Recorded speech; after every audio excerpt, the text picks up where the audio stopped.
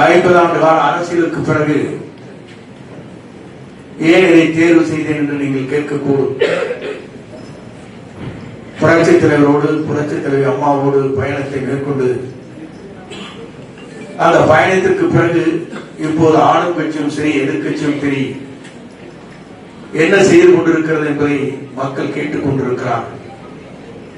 இந்த கேள்விக்கு ஒரே பதில்தான், தமிழக வெற்றி கழகத்துடைய தலைவர் எதிர்காலத்திலே தமிழ்நாட்டுடைய முதலமைச்சராக வர வேண்டும் என்று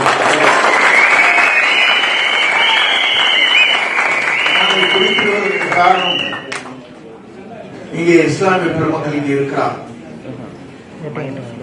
அவர் சொல்வது ஒன்றே ஒன்றுதான், இறைவனிடம் கையேந்துங்கள், அவன் இல்லை என்று சொல்வதாக சொல்வார்கள்.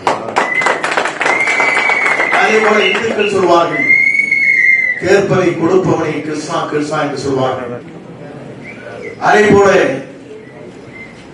கிறிஸ்தவர் சொல்வார்கள், தட்டுங்கள் திறக்கப்படும், கேளுங்கள் கொடுக்கப்படும் என்று சொல்வார்கள்.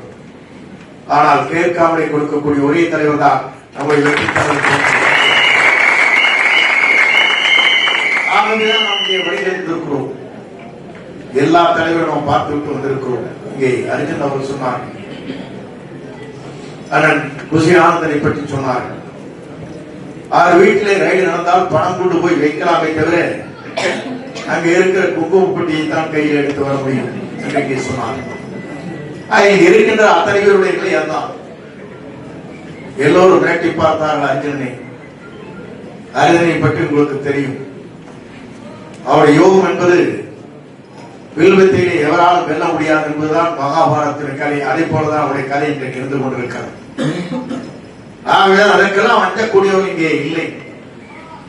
இறையும் துணிந்திருந்த இந்த பணிகளை ஆற்றுவதற்கு தயாராக இருக்கின்றவர் தான் இந்த மேடையிலே அமர்ந்து கொண்டிருப்போர் மற்றும் அப்படித்தான் இருக்கிறார். நம்மை பொறுத்தவரை ஒன்றை ஒன்று தெரிந்து கொள்ள வேண்டும்.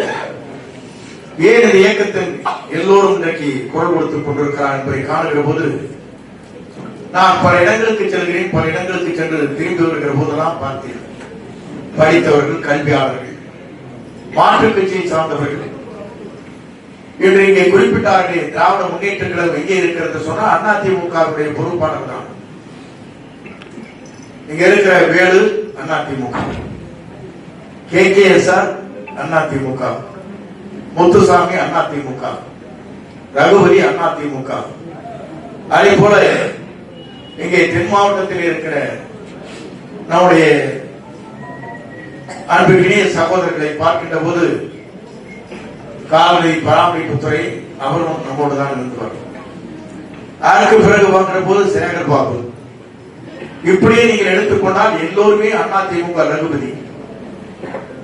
அதே போலதான் எல்லோருமே அதிமுகவில் இருக்கின்றதான் திமுகவில் இன்றைக்கு ஆதிக்கம் செலுத்திக் கொண்டிருக்கிறார். இதைத்தான் இங்கே அன்பு சகோதரர் அர்ஜுன் அவர்கள் சொன்னார். நான் குறிப்பிடுவதற்கு காரணம், திமுகவிலே சரியான தலைமை இல்லை என்பதுதான் இதற்கு எடுத்துக்காட்டாக இருக்கிறது. அதைத்தான் மக்களுக்கு நினைத்துக் கொண்டிருக்கிறார்கள். நேற்றையும் மகிழ்ச்சி நடைபெற்றது. 1000 ரூபாய் வழங்கியதற்கு பிறகுதான் கூட்டத்திலே கரவசை கிடையாது.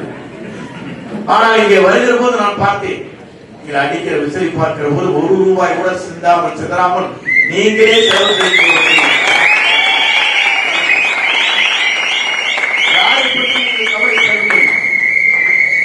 செலவு செய்து நீங்களே இங்கே வருகிறீர்கள். 1000 கொடுத்து பிரியாணி கொடுத்து அதற்கு பிறகு தூங்கிக் கொண்டிருக்கிற கூட்டத்தை கேட்டு பார்த்தேன். அதற்கும் இதற்கும் உள்ள வேறுபாடுகள் தான்.